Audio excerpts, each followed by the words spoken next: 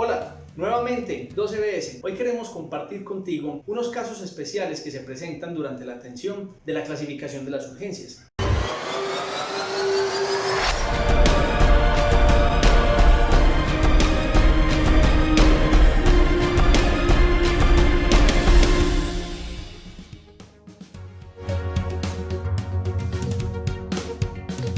Recordemos que la Constitución Política nos hablaba de una población vulnerable y algunos otros que queríamos mencionar para tenerlos en cuenta a la hora de clasificar las urgencias. Entre ellos está la población indígena. Hablemos cómo vamos a atender este tipo de pacientes. A algunos se les entiende lo que hablan, otros escasamente llegan a las instituciones y la gente cree que están pidiendo dinero porque los ven en la calle y es como un soporte para ellos. Recordemos que tenemos unas barreras culturales, pero cuando este tipo de pacientes llega a una institución, ten la plena seguridad que está consultando porque ya está muy delicado. Esos pacientes generalmente por su cultura no van directamente a una institución de salud, porque ellos por su tradición tienen otro tipo de atención dentro de las comunidades donde conviven. Tienen un chamán, tienen el yerbatero o tienen las personas que les hacen sus bebedizos curativos, por decirlo así. Entonces, estos pacientes indígenas para nosotros es importante que los tengan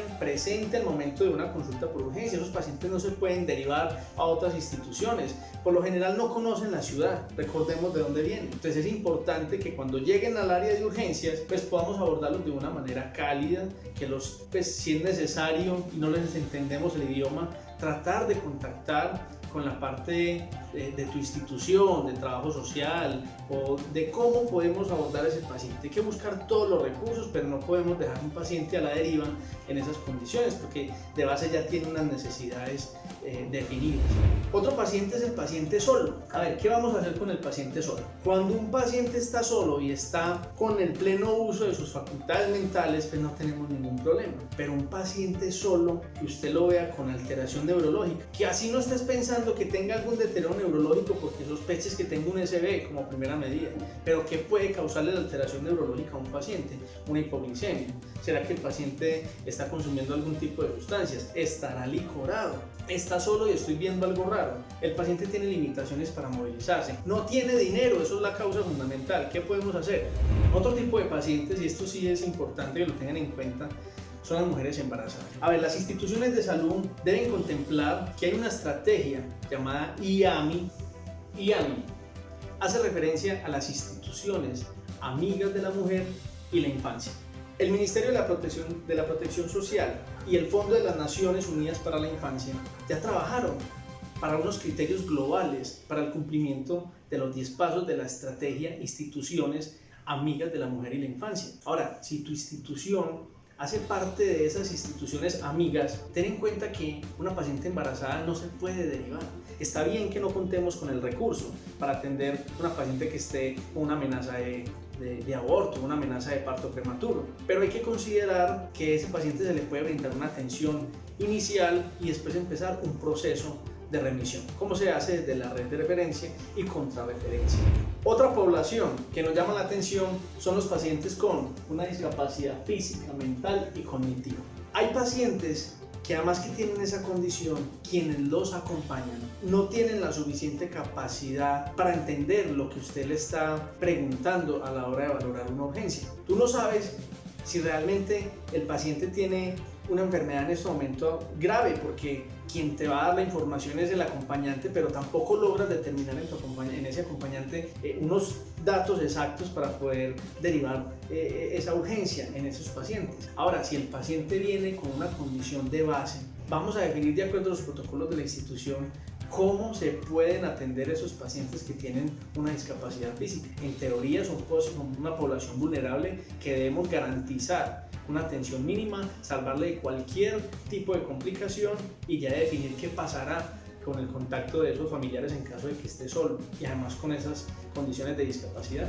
Otra población importante es la sospecha de violencia intrafamiliar. Incluye el maltrato infantil. Hoy de moda en nuestra sociedad y en nuestro país pues está abordando con detenimiento la protección de los derechos de la mujer. Tenemos una línea de la mujer en la que se puede reportar rápidamente los casos en que son agredidas, en que son vulneradas y donde hay una violencia de género, sea por su pareja o porque sea otro tipo de conflictos, pero hay una violencia no solo de género, sino también violencia intrafamiliar. El maltrato infantil, hay que determinar en su institución cómo establecer unas capacitaciones claras para determinar condiciones de vulnerabilidad del niño. O sea, ¿cuándo identificamos que un niño esté maltratado? ¿Cómo hacer un juicio para identificar que un niño que ya esté en uso consciente y que pueda hablar, pero que usted lo va a retraír? ¿Cómo identificar esos estigmas de lesiones en un niño? ¿Cuáles son esos patrones? ¿Cuál es el índice de sospecha para usted poder darle como prioridad a una sospecha con un paciente que tú puedes tener ahí en tus manos y que lo vas a dejar ir con una persona que lo está maltratando? O sea, eso es importante saberlo. Busquen, identifiquen qué estrategias hay en el medio para aplicarlas en su institución para captar esta población. Otro tipo de población que nos llama la atención es la población desplazada. Recuerde que en los últimos 50 años venimos aumentando el número de habitantes que han sido desplazados de sus áreas. Ahora están en un proceso de redistribución de tierras y de aseguramiento desde la protección social, brindándoles parte de seguridad en salud y además de seguridad social como tal, dándoles un hospedaje, dándoles unas garantías de vivir dignamente, pero aún así tienen falencias en el sistema de salud. Entonces, este tipo de población que algunos ni siquiera están censados, no tienen ni siquiera un registro para poderlos verificar, están vulnerables porque no tienen una red de atención. Entonces, hay que abordarlos, definir qué tan complejo es la condición que tiene el paciente y desde su área buscar las instancias de cómo se le puede ayudar desde trabajo social, desde la parte de gestión de apoyo al usuario y de la parte de verificación de derechos y afiliación. Algo se tiene que hacer de la institución, pero ten la plena seguridad que este tipo de pacientes te va a reconsultar muy a menudo. Otro caso especial que queremos mencionar es el Código Fucsia. El Código Fucsia hace mención a las víctimas de violencia sexual.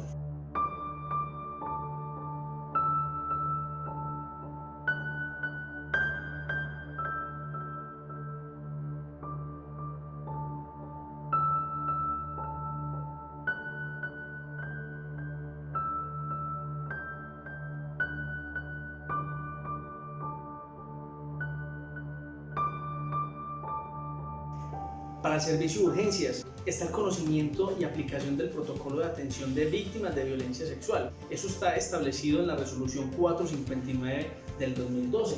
Hay que estudiarlo, hay que analizarlo, hay que establecer el protocolo, hay que definir cómo va a ser la atención de ese paciente. Si el paciente llega, se atiende de forma inmediata. En los primeros 10 minutos de su ingreso, se le explica a la paciente claramente qué se le va a hacer, cuál es el procedimiento a seguir. En los casos de violencia sexual se deben resolver todas las dudas que se presenten al respecto, indagar bien de cómo fue todo lo sucedido, porque ese tipo de urgencias se debe reportar, porque eso hace parte de una vigilancia específica desde la Dirección Seccional de Salud del lugar donde te ubiques. Además hay que pedir consentimiento, que ella entienda y comprenda que se van a realizar unos exámenes específicos indicados precisamente para evitar y para detectar algunas infecciones de origen de transmisión sexual. La clasificación de triaje para las víctimas de violencia sexual, tanto en adultos como niños, niñas y adolescentes, se modifican de acuerdo a la prioridad de tu servicio, pero ten en cuenta que la normatividad exige que si el evento ocurre antes de 72 horas se considera un evento agudo y se clasificaría como triaje 1. Ahora, si esto ocurre después de 72 horas se considera crónico y se clasificaría como triaje 2. Por ninguna razón se deben colocar barreras para la atención. La idea es que después de la clasificación de estos pacientes sean atendidos de forma inmediata y evitar que se vayan de la clínica o de la institución. Tampoco se pueden quedar en una sala de espera con una minusvalía, ya están vulneradas. Entonces, cuando van al servicio de urgencias es porque realmente ya hay un trato psicológico a medir. Entonces, pongámonos en la posición de esas personas. ¿A quién amerita una atención? Está bien que tenemos pacientes agudos que requieren una atención para salvar la vida, pero esto también tiene una atención inmediata de la parte de salud mental y también de la parte de infecciones que se les pueden estar en estos momentos cursando relacionados con el evento. Siempre tener en cuenta la condición en que llega el paciente y si hay lesiones que amenazan la vida. A pesar de que haya pasado ya un tiempo de 72 horas, pues se debe clasificar según el algoritmo del modelo S. Entonces, si el paciente está estable, igual no deja de ser un triaje 2 para la institución, de acuerdo al modelo S. Otra situación que nos llama la atención es la simultaneidad. Los pacientes en las salas de espera, usted puede contar con 5 o 6 pacientes que ha clasificado durante un tiempo de 1 hora, pero automáticamente, por cuestiones del destino, te llegan 2 pacientes, llegaron en ambulancia, llegaron 2 pacientes remitidos, ya van 4 pacientes. Adicionalmente llegan otros 3 pacientes por la sala de ingreso normal de urgencia y están alterados por dolor. Adicionalmente llegan otros 3 pacientes que se asientaron cerca a tu institución y fue por causa de un accidente de tránsito y ya tienes una sala colapsada con aproximadamente 10 pacientes que los puedes ya estar pensando clasificar en diferentes categorías. Pues si vienen en ambulancia medicalizada, pues tendrán una condición clínica grave el paciente, entonces ya estarás pensando en una clasificación triaje 1, triaje 2. Tenés que ir pensando cuántos pacientes tengo en las salas de reanimación, qué recursos tengo para atender a esos pacientes que ya sé que me están entrando a la sala de espera. ¿Cómo voy a atender los que tienen dolor? ¿Será que los puedo pasar a otra sala de atención inicial o a una sala de observación? ¿A dónde los puedo dirigir? Ahora, no les he hecho la clasificación de la urgencia. ¿Será que los otros 6 que están ahí en la sala de espera me pueden esperar? ¿Cómo hago para poder evaluar a esos pacientes sin necesidad de poderlos atender, tomarles signos vitales? Recuerden, hacer triaje visual te ayuda mucho en la actividad de la clasificación de la urgencia. Vamos a poner un ejemplo. Si tú eres el médico, la enfermera o el profesional que esté en el área de triaje y te encuentras con esta situación: paciente intoxicada. No sabemos las condiciones del paciente.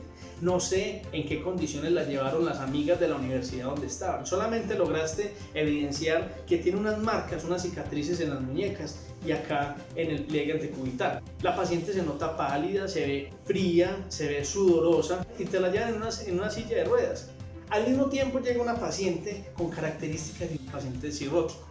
Usted lo ve ictérico, es un paciente ojeroso, lo ve con un abdomen ascítico, y usted sospecharía y se ve, este paciente puede tener una cirrosis. Todos los pacientes de cirrosis pues tienen ese mismo patrón físico, ese patrón morfológico, y cuando vas a abordarlo te das cuenta que la paciente está hablando incoherente y está un poquito agresiva. Entonces ya estarías pensando, no, yo no puedo pensar en diagnósticos, pero esta señora tiene alteración del sistema nervioso central, claro, está encefalopática. Definamos de acuerdo al modelo ESI cómo se caracteriza una paciente encefalopática de acuerdo al modelo. O sea, tiene una alteración del sistema nervioso central, ¿qué clasificación le darías? Automáticamente en ese mismo instante te llega un paciente con una crisis de ansiedad. ¿Qué vas a hacer con esos 3 pacientes? Ya sabemos que tienes una condición delicada, otra paciente que tiene alteración del sistema nervioso central y tienes un paciente agitado o ansioso en la sala de espera. Adicionalmente tienes un paciente que hoy tiene diálisis, se dializa, pero está consultando por un dolor crónico que lo viene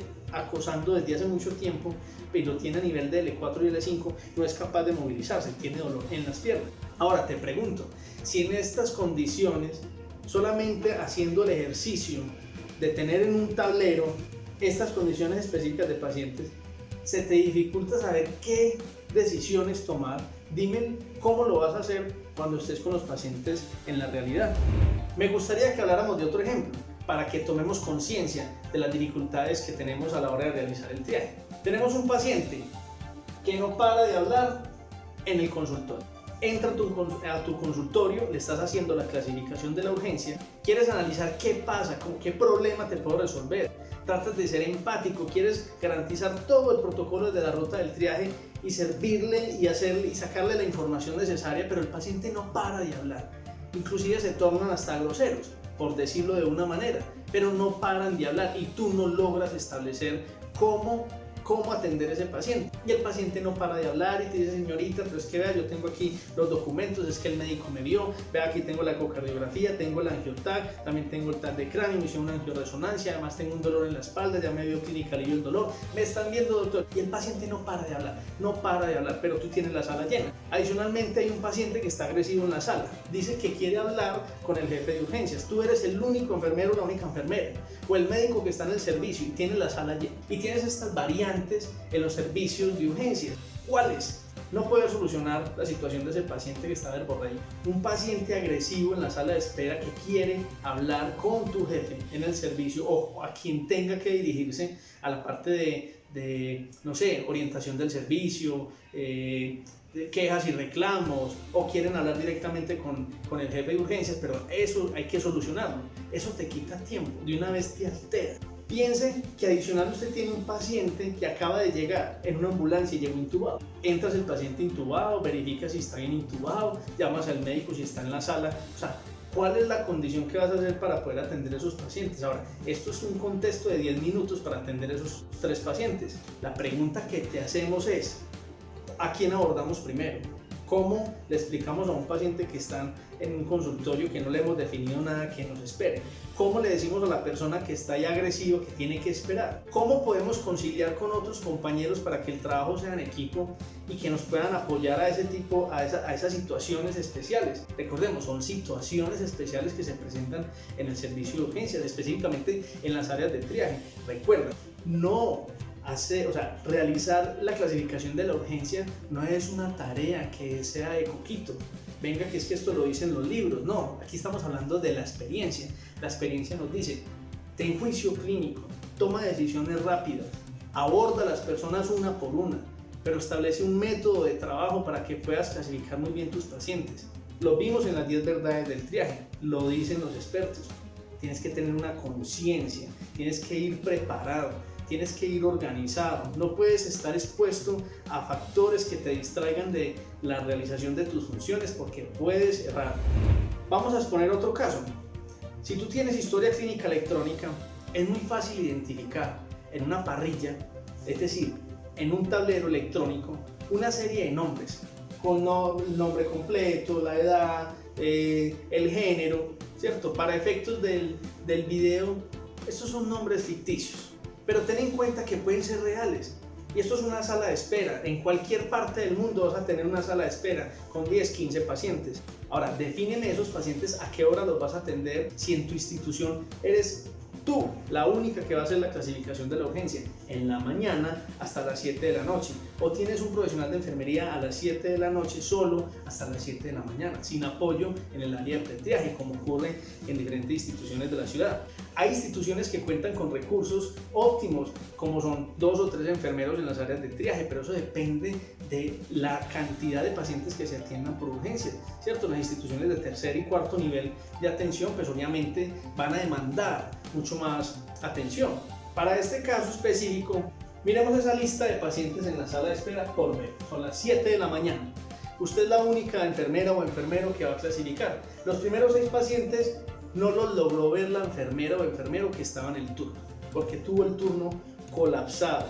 Esos pacientes ya llevan, si son las 7 de la mañana, están desde las 5 de la mañana esperando ser evaluados. Acabaron de ingresar 2 pacientes triaje 2 y 2 pacientes triaje 1 a las salas de reanimación. Prácticamente tienes colapsado el servicio de área crítica. Pregunto, ¿cómo hacer para poder establecer una atención oportuna en estos casos? Mira que tenemos una sala de espera llena en estos momentos. Empezaste el turno a las 7 de la mañana, recibiste 6 pacientes sin clasificar y adicionalmente empezaron a llegar simultáneamente todos estos pacientes. ¿Qué vamos a hacer para poder atender uno a uno? ¿A quién vamos a atender primero? Vamos a hacer la parte de triaje visual. Vamos a hacer juicio de la observación con propósito para poder atender a esos pacientes uno a uno. Vamos a dar la educación de por qué están llamando, no por el turno, por el número, por cómo tenga establecido su institución, sino por la prioridad de lo que tú estás viendo. Hay que dar educación, recuerden. Entonces, para efectos de este caso, dense en cuenta que tú estás en tu consultorio con estos factores, una sala llena, una lista de pacientes por ver, tenés un servicio colapsado y empiezan las variaciones y una cantidad de matices que tienes que empezar a resolver. Y vuelve y juega. Hay interrupciones por las personas que están acosando y empiezan a tocarte la puerta, a decir, vea, ¿qué pasa? Que es que a mí no me han valorado. Vea, lo que pasa es que tengo esta dificultad, es que yo tengo una cita ahorita a las 11, pero es que a mí no me han llamado. Vea, lo que pasa es que mi papá se está vomitando, entonces, ¿quién me va a colaborar? Eso distrae. Fuera de que tienes 15 pacientes por ver, te están interrumpiendo, o sea, hay una interrupción en la consulta. ¿Qué hacer? ¿Cómo asistir a una sala de espera colapsada?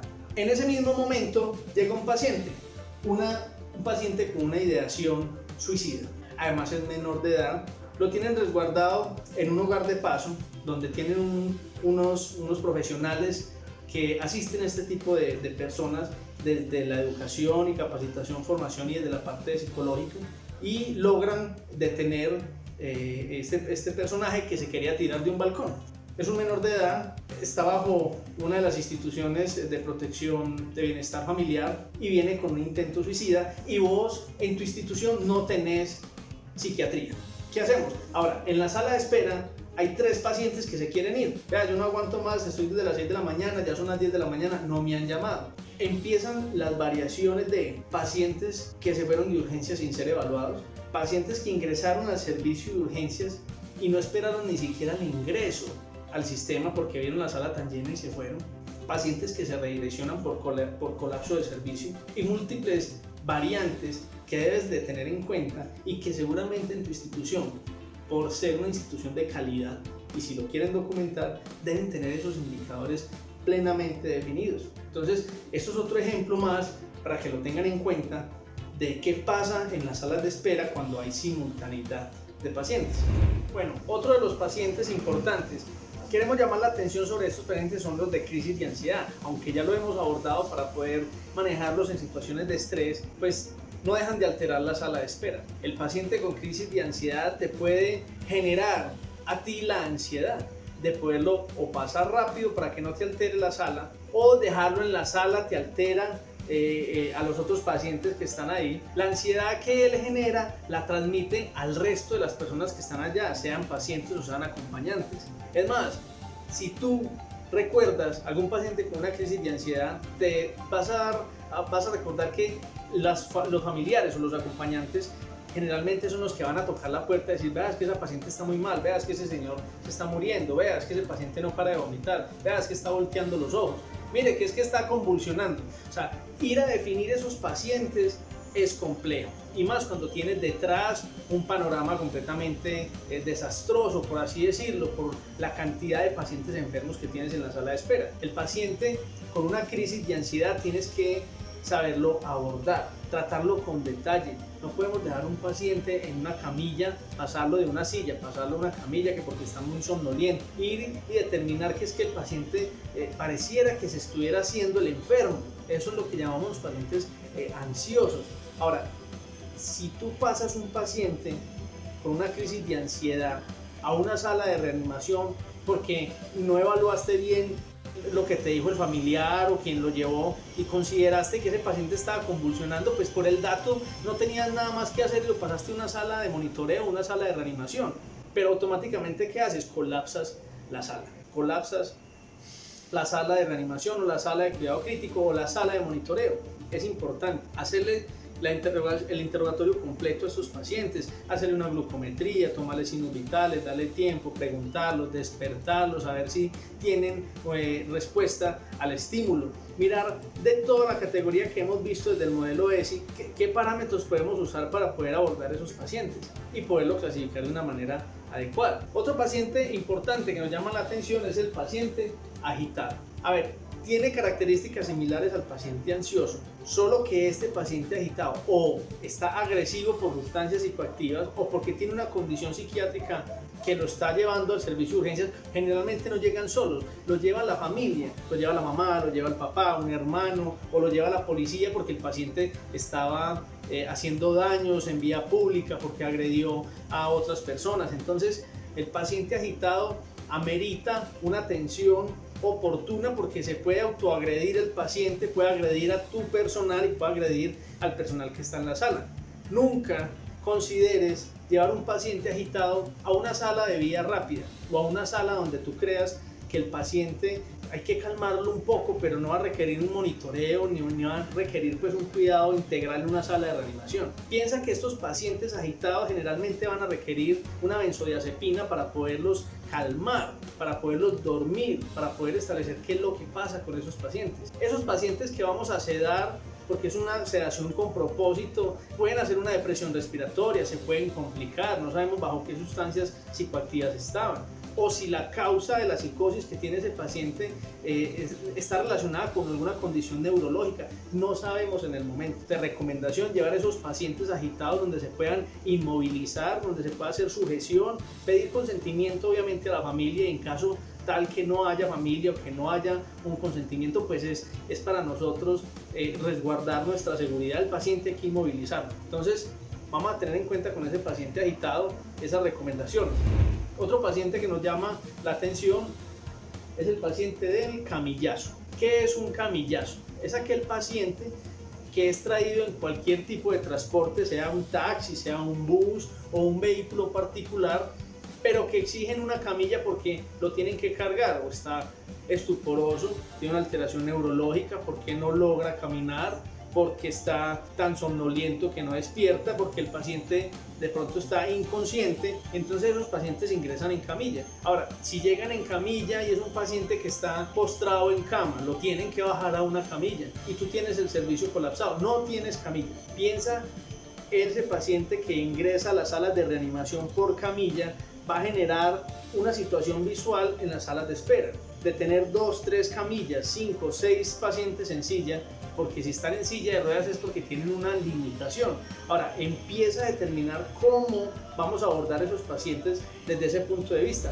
Espero que con estas condiciones que estamos hablando de los casos especiales en triaje, hayamos abordado las situaciones clínicas que se pueden presentar en tu servicio de urgencia. Esperamos que les sigan sirviendo y que sea de su interés. Esto es 2EBS. Recuerda, experimenta y aprende.